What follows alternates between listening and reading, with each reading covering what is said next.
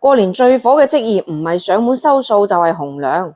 我嗰班親戚一到過年就個個化身紅娘，話有好多貨介紹俾我，一對一匹配。我覺得一般都係介紹人覺得你哋兩個登對啊，人哋先至會介紹噶嘛。所以我想知阿三姑媽介紹嗰個人妖，同埋大表姐介紹嗰個73歲隔離村老光棍係咩回事？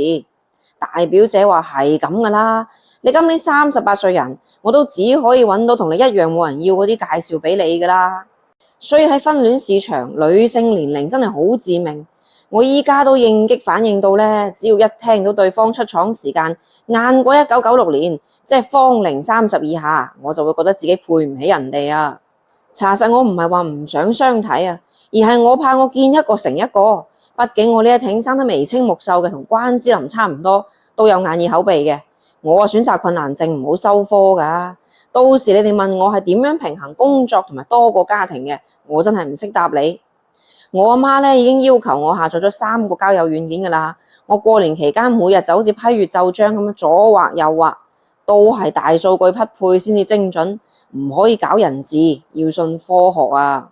坤哥話我上次去相睇，女方嗰個媽媽一開口就要我買套房，我答佢買套可以，買房啊未有能力，最後水都冇請我飲杯，就叫我躝。坤哥咧就係典型嘅嗰種有車電動車咯，有房開好咗啦嗰挺。我想講咧，其實過年做紅娘有好大嘅法律風險噶。嗱，第一點，你介紹咗個條件好嘅，喺我律師嘅視覺分析，90%都係殺豬盤。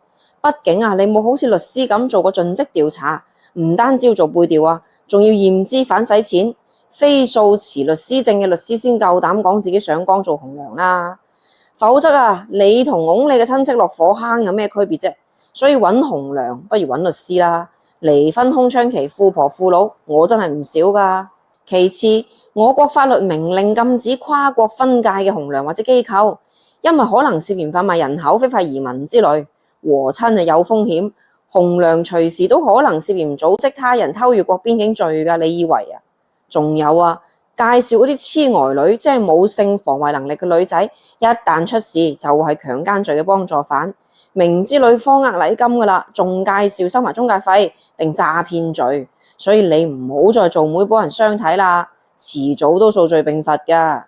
最後我想講呢，其實假如紅娘呢個職業可以官方化，即係阿公真係通過一個官方機構渠道去聘請同埋管理班媒婆，媒婆全部化身為公務員，簡稱官媒，既確保報出嘅背調信息準確，大大減少分託同埋欺詐嘅情況發生，又增加就業崗位，會唔會靠譜過阿大姨媽嗰啲貨，更好咁促進結婚率呢？